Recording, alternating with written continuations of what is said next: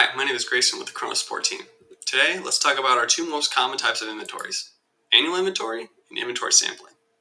To get to these, let's go to the inventory tab and then go down to inventories, which is the third option down. Let's click new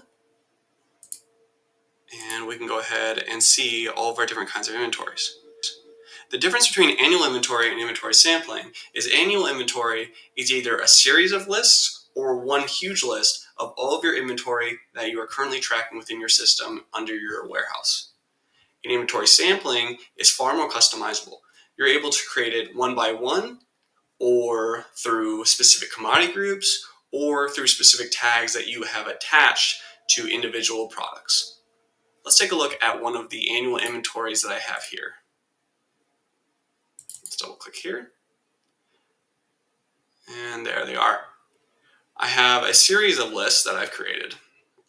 The reason someone might want to do a series of lists as opposed to one huge annual inventory is that you wouldn't have to wait until your annual inventory is complete before you change the count within your warehouse. So as I book these one by one, it's going to change the inventory in the back end as I book each individual list, whereas it would have to change them all at once with one huge list.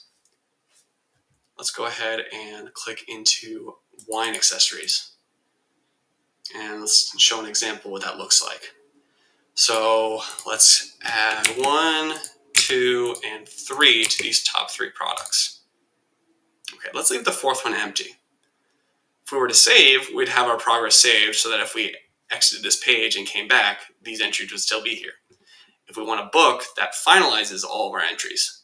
But if we have an empty spot, let's see.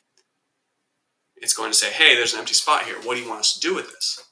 We have a few options. We have remove product from inventory, meaning that this product will no longer be tracked within your inventory. That doesn't mean that it's not going to be in the system any longer. It just won't be tracked any longer.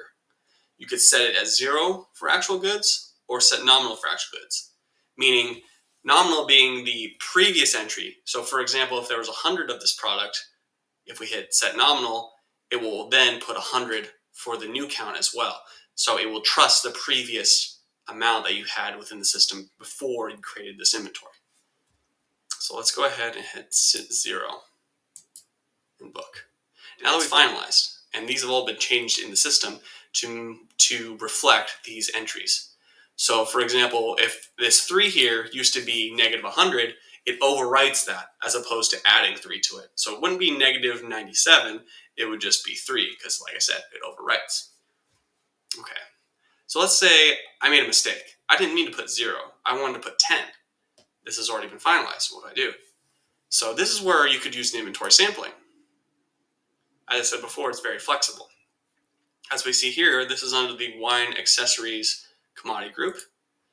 So if we create a new one, we'll do this as wine accessories, inventory sampling, perfect. That one there, let's save. Okay, and we're gonna open our list. Let's add our products. So we can either add them one by one, but it'd be a lot more efficient if we just add them by a specific source. As you can see, these are all of our different sources, the commodity group, product, supplier even, or tags. So for this one, it's wine accessories that we want to change.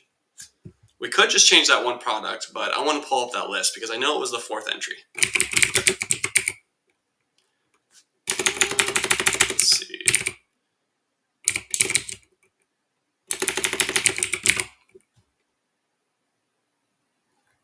There it is. All right, and we're going to do 1, 2, 3, and we want to make this one 10. And let's save it. Once you have it saved, these will no longer be highlighted.